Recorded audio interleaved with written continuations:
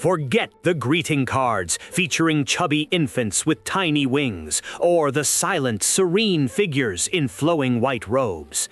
Because if you were to encounter a genuine biblical angel today, your heart would likely seize in a moment of primal, paralyzing terror.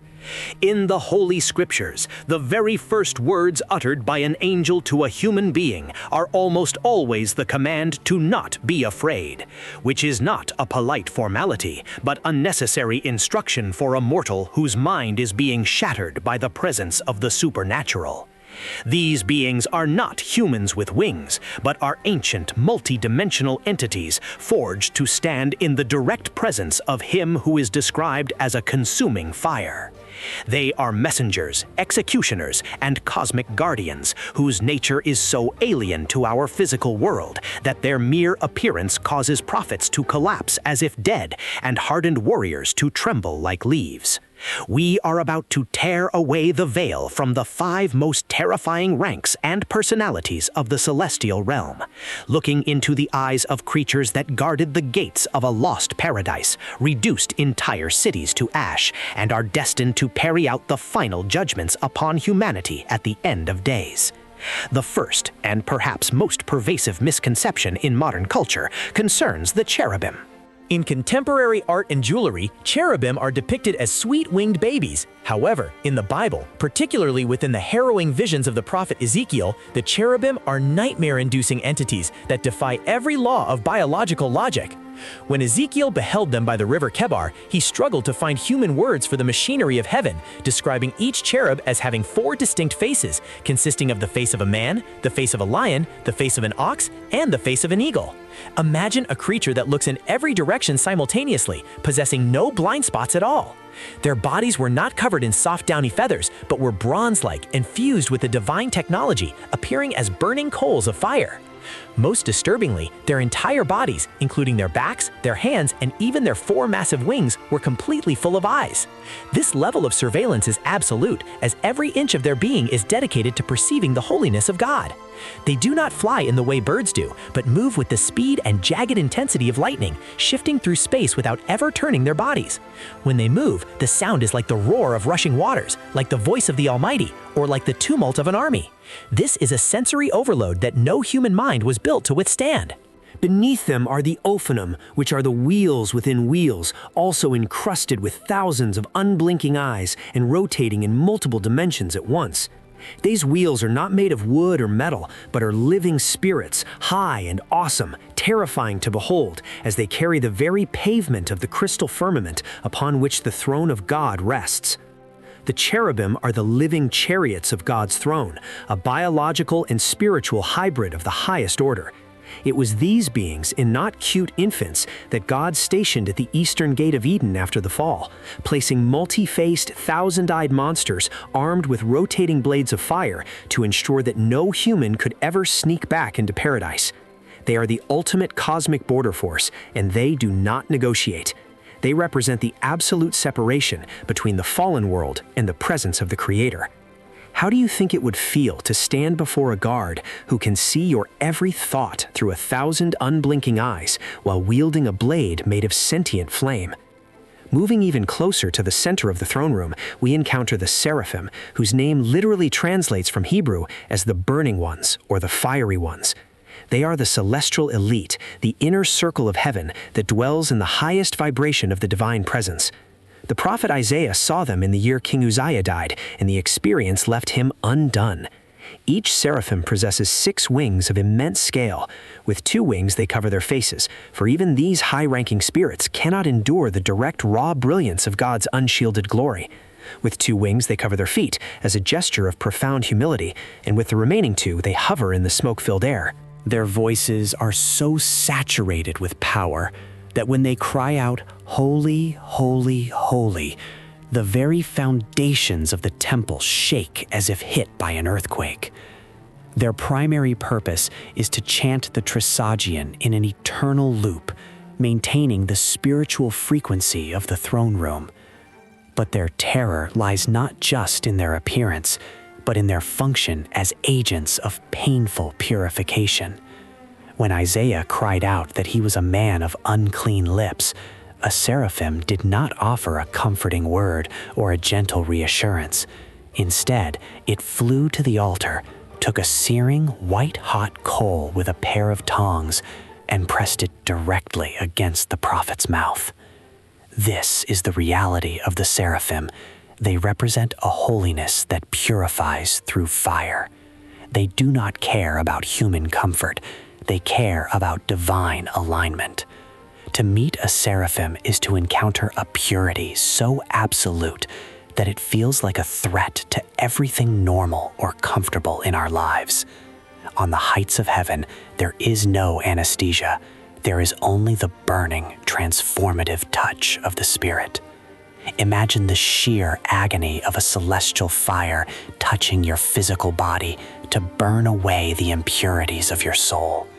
Do you believe that true change can only happen through this kind of intense, fiery purification that leaves nothing of the old self remaining? Next is a being that lacks a personal name, known only by its terrible function, which is Hamashkit, the destroyer or the exterminating angel.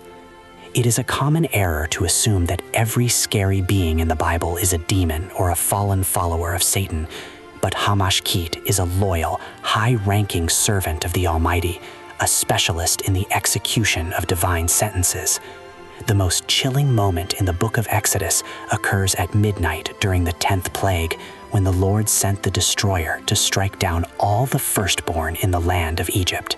The destroyer passed through the land like a cold shadow, moving with invisible precision. He did not enter the homes marked by the sacrificial blood of the lamb, but in every other residence, from the opulent palace of the Pharaoh to the damp cell of the prisoner, he left a corpse. There was no sound of struggle, only the silence of sudden death. He did not argue, he did not offer second chances, and he did not feel the need to explain himself to those he judged. This same entity appeared centuries later during the reign of King David, after the king had conducted an unauthorized census. David looked up and saw the exterminating angel standing between earth and sky, holding a drawn sword over Jerusalem. In a single night, this silent officer of the celestial court executed 70,000 people. The angel was so terrifying that David fell on his face in total submission. There is no malice in the destroyer, but there is also no mercy. He is the cold, perfect hand of divine justice, moving with a terrifying mechanical precision to fulfill a decree. He is the reminder that God's laws are as unyielding as the laws of physics, and that the wages of sin are carried out by a being who cannot be bribed or distracted. How do you reconcile the image of a loving God with the existence of a being designed specifically for mass execution on a planetary scale? Deep within the darker architecture of the spirit world, we find a king of a different sort, who is Abaddon, the king of the bottomless pit. In the book of Revelation, when the fifth trumpet sounds, a star falls from heaven and is given the key to the abyss. Out of the rising smoke emerges an army that John the Apostle could only describe as locusts, yet they are clearly something far more sinister than any insect. They have the bodies of armored horses prepared for battle, human faces, women's hair, and lions' teeth. They wear crowns of gold, and their sting is like that of a scorpion. Ruling over this nightmare legion is Abaddon, or Apollyon in Greek, which means perdition, or the one who destroys. He is the angel of the abyss, and he is not a rebel fighting God in this context, but is the appointed jailer of the universe's most high-security prison. He is tasked with releasing a torment so severe that the Bible claims men will seek death and will not find it. Death will literally flee from them for 5 months. The sound of their wings is like the thundering of many horses and chariots rushing into battle.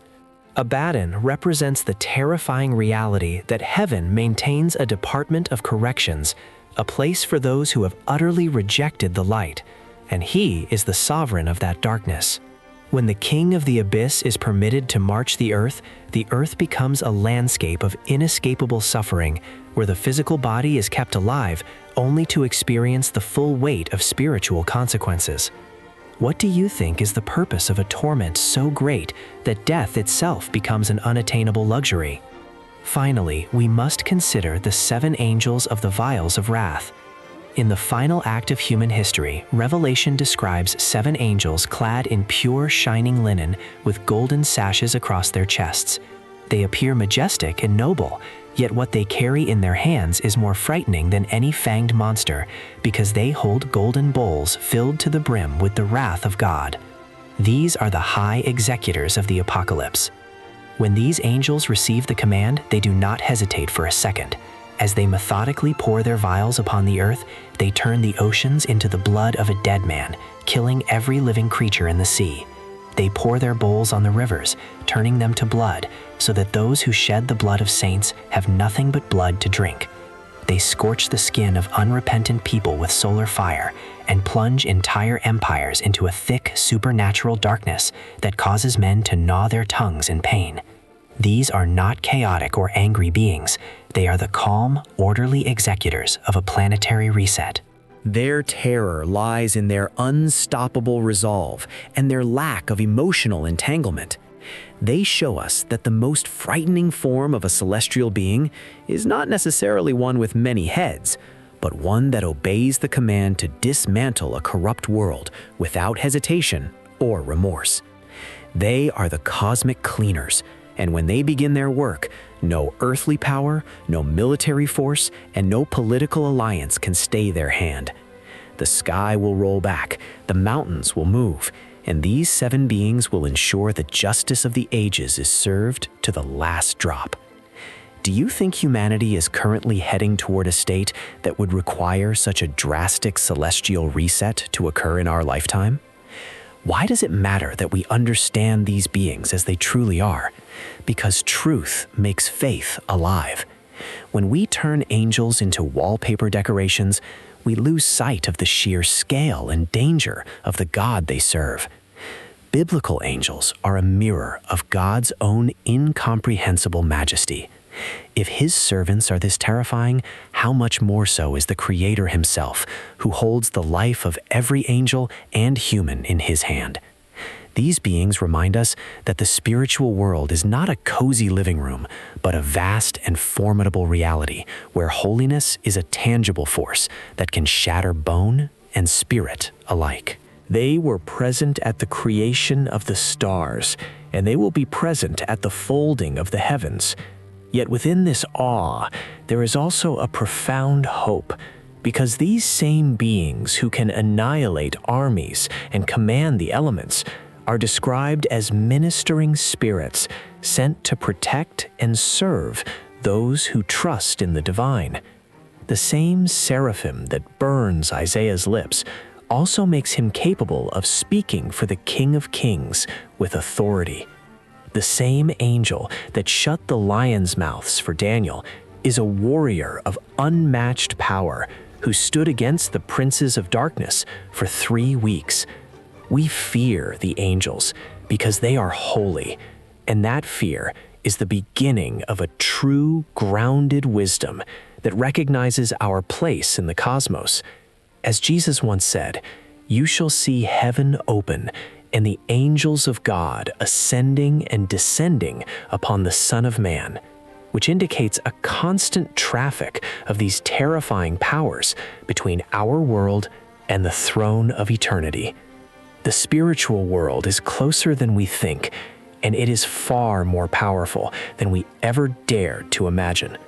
Subscribe to our channel and hit the bell icon to ensure you never miss our upcoming documentaries on the Nephilim, the secrets of the Ark, and the prophecies of the end times.